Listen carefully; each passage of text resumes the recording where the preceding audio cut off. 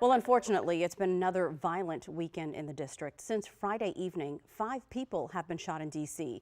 3 of our neighbors were killed, including 2 teenagers. Now, as folks express their frustration with the ongoing violence tonight, we're offering hope and help. Our Leslie Moreno spoke to community leaders about the resources available for families in need. Another violent week in the district. I'm devastated because we've lost a child.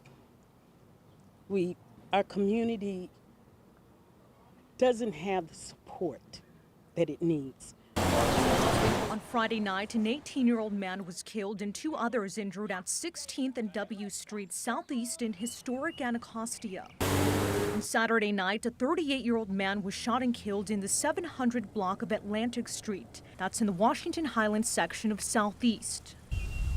2 hours later, a 15-year-old teen was shot and killed in the 600 block of 18th Street Northeast, right behind the Rosedale Rec Center. Sandra Gilbert, a 30-year resident of Rosedale, is calling on leaders for help. People out here asking you to vote for them. When we give our vote, we need to see something done about it.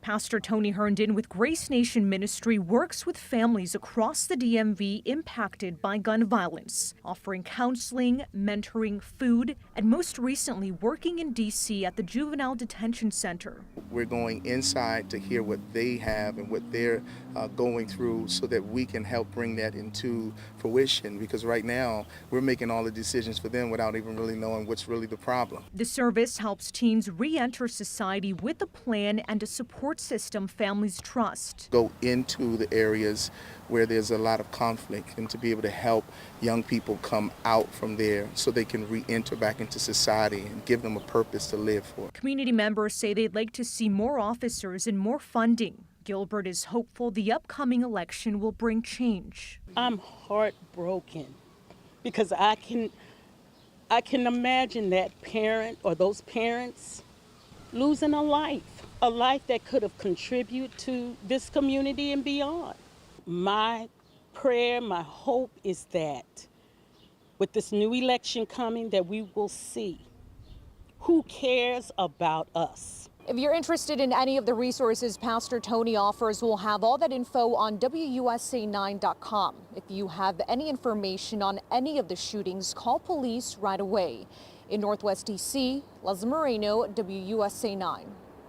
A difficult time in D.C., but lots of folks doing the work to keep folks together, supported.